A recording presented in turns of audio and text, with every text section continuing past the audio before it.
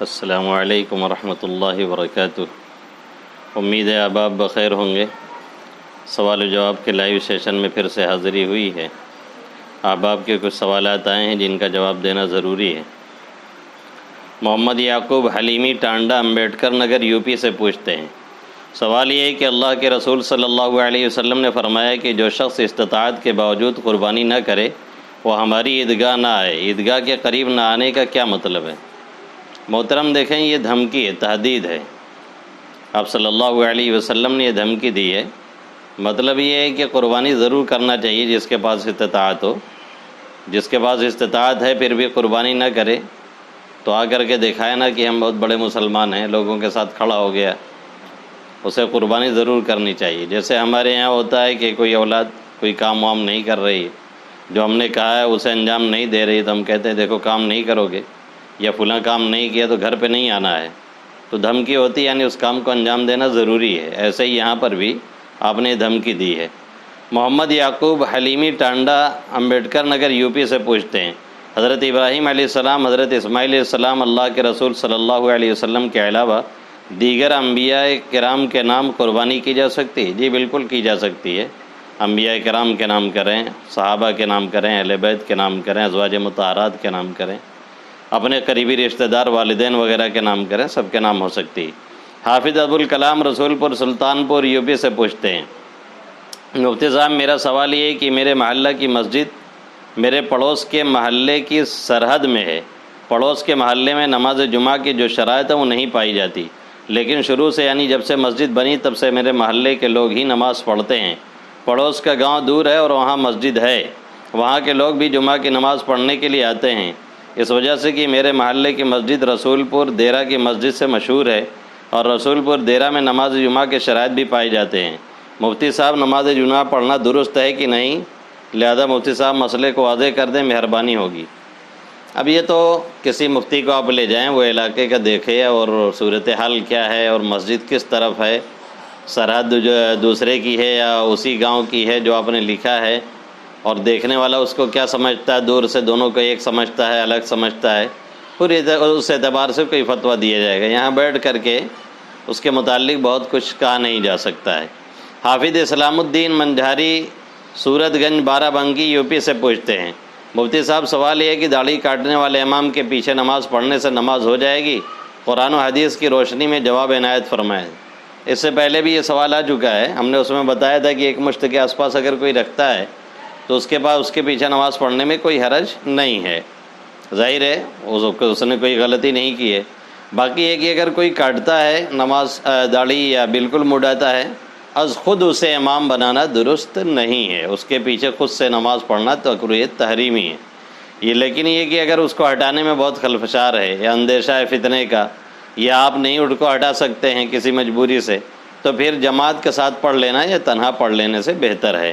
نجم الدین چوکیہ گرینی Jaunpur U P سے پوچھتے ہیں، مفتی صاحب میرا سوال یہ ہے کہ میں ایک مجلس میں پہنچا اور وہاں چند لوگ بیٹھے ہیں، میں نے سلام کیا اور صرف ایک شخص سے مصافحہ کیا، کیا ایسا کرنا صحیح ہے؟ سب سے مصافحہ کرنا ضروری ہے؟ دیکھیں، سلام میں تو مجلس میں کوئی ایک جواب دے دیتا ہے تو سب کا فریضہ ساقط ہو جاتا ہے، سب کا واجب ساقط ہو جاتا ہے۔ مصافحہ کے باب میں کوئی صریح جزیہ اس طرح سے ملا نہیں ہے۔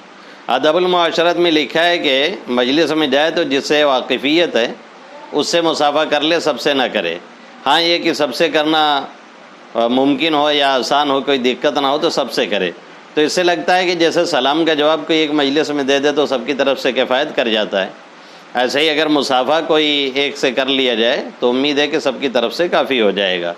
یاسر صدیقی مدینہ کالونی کھیتا سرائے جونپور یو پی سے پوچھتے ہیں، مفتی صاحب بقرعید کے دن قربانی کرنا جتنا ثواب اسی طرح دوسرے اور تیسرے روز بھی اتنا ہی ثواب ملتا ہے یا کچھ فرق رہتا ہے؟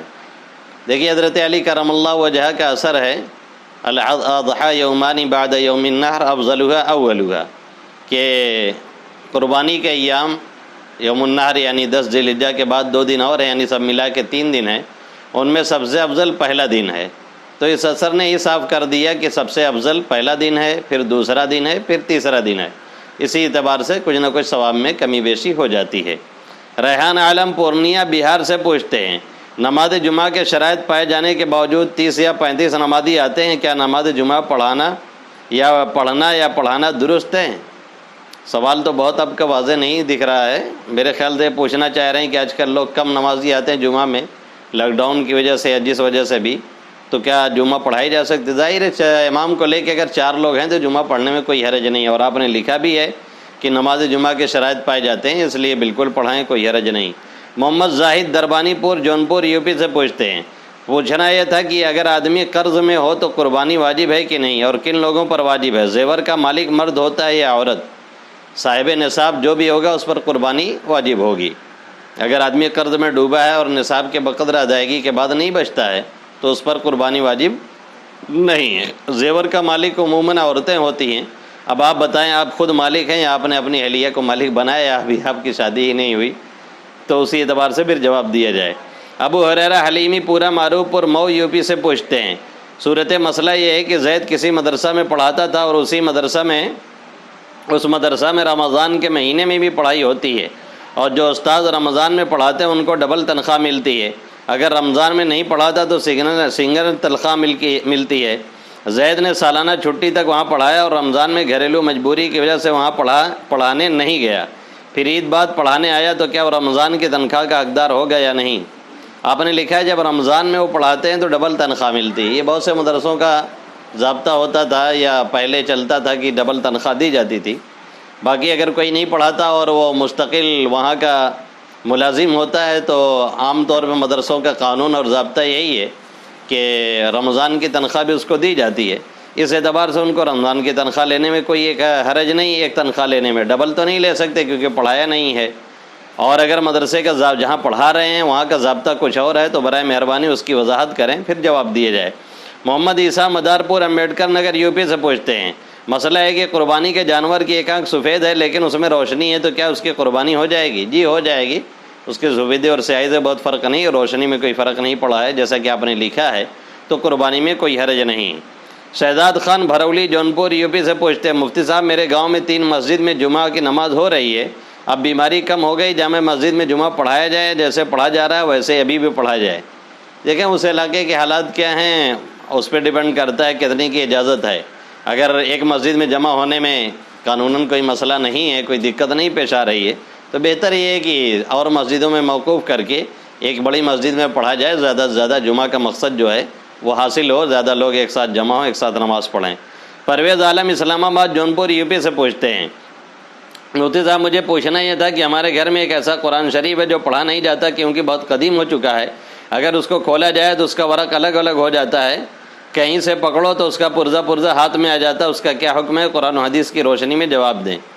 اس میں دونوں قول ہے، ایک تو یہ کہ جلا دیا جائے، دوسرا قول یہ ہے کہ دفنایا جائے۔ جلانا تھوڑا اچھا نہیں لگتا ہے، اس لیے دفنانے ہی پر عمل ہوتا ہے، قبرستان وغیرہ میں یا کہیں اور اس کو دفن کر دیا جائے لے جا کر کے۔ محمد عبداللہ ممبئی سے پوچھتے ہیں، مفتی صاحب عاجز کا سوال ہے کہ جب نبی کریم صلی اللہ علیہ وسلم نے امت کی طرف سے قربانی کر دی تو اب یہ امت کے ہر آدمی کی طرف سے کافی ہے، تو پھر ہر صاحب نصاب پر قربانی کیوں واجب ہے؟ آپ نے اپنے سوال ہی میں ایک طرح سے جواب دے دیا کہ ہر صاحب نصاب پر واجب ہے نا۔ آپ صلی اللہ علیہ وسلم نے جو کیا ہے وہ برائے ایصال ثواب کے طور پر کیا، احسان کیا امت کے ساتھ، اچھائی کی امت کے ساتھ، لیکن کسی کے ساتھ کسی کا اچھائی کر دینے سے اس کا فریضہ خود سے نہیں ساقط ہوتا ہے۔ ہمارا ایک اپنا فریضہ ہے، ہم اپنے گھر والوں کا خرچ اٹھائیں، یہ ہمارا فریضہ ہے، جو بھی اللہ نے ہم کو دے رکھا ہے ان کو کھلائیں اور پلائیں۔ اگر کوئی دوسرا کھلا پلا دے رہا ہے تو احسان کر رہا ہے، اس کی وجہ سے ہمارا فریضہ ہمارے اوپر سے ساقط نہیں ہوتا ہے۔ آپ صلی اللہ علیہ وسلم نے امت کے لیے نہ معلوم کیا کیا ایسے کیا ہے، امت کے لیے دعائیں بھی مانگی، کسی موڑ پہ آپ بھولے نہیں امت کو، چاہے وہ جنگ کا موقع رہا ہو، چاہے وہ تہجد کا ٹائم رہا ہو، چاہے وہ جب آپ عرش اعظم تک پہنچ گئے، وہاں تک پہنچ گئے اللہ سے ملاقات کے لیے، وہاں بھی آپ امت کو نہیں بھولیں، تو اس کا کیا مطلب امت اب دعا درود سب چھوڑ دے؟ یہ آپ کا احسان ہے، آپ نے ایصال ثواب کے طور پر ایسا کیا امت کی بھلائی کے لیے۔ باقی ہر ایک پر اس کے اعتبار سے جو فریضہ عائد ہوتا ہے اسے وہ کرنا ہی کرنا ہے۔ حافظ مشرف سدھور بارہ بنکی یوپی سے پوچھتے ہیں، سوال ہے کوئی شخص نماز پڑھ رہا ہے تو کیا 2 صف چھوڑ کر اس کے سامنے سے کوئی نکل سکتا ہے؟ دیکھیں چھوٹی مسجد ہے، چھوٹا گھر ہے، یہ چھوٹی جگہ میں اگر پڑھ رہا ہے تب تو آپ آگے سے نہیں جا سکتے ہیں، سترہ لگا ہے تو اس کے درمیان اور سترہ کے درمیان سے آپ نہیں گزر سکتے۔ سترہ کے آگے سے آپ گزریں گے۔ اور اگر کوئی بڑی جگہ میں نماز پڑھ رہا ہے، کھلے میدان میں پڑھ رہا ہے، بڑا گھر ہے یا بڑی مسجد ہے، بڑی مسجد شرعاً 40 گز، شرعی 40 گز 60 فٹ لمبی اگر ہے تو پھر اس کا حساب لگایا گیا ہے کہ سجدہ گاہ سے آگے سے آدمی گزر سکتا ہے، جہاں پہ آپ نگاہ آپ کی انتہا تک پہنچ رہی ہے نگاہ، جس کا اندازہ 3 صف سے لگایا گیا ہے، جو فٹ کے اعتبار سے 12 فٹ ہوتا ہے۔ یعنی بڑی مسجد ہے، کم سے کم 60 فٹ لمبی ہے، یا کھلے میدان میں آپ ہیں یا بڑے کسی گھر میں ہیں، وہاں نماز پڑھ رہے ہیں، تو پھر 3 صف یعنی 12 فٹ چھوڑ کر کے آدمی سامنے سے گزر سکتا ہے۔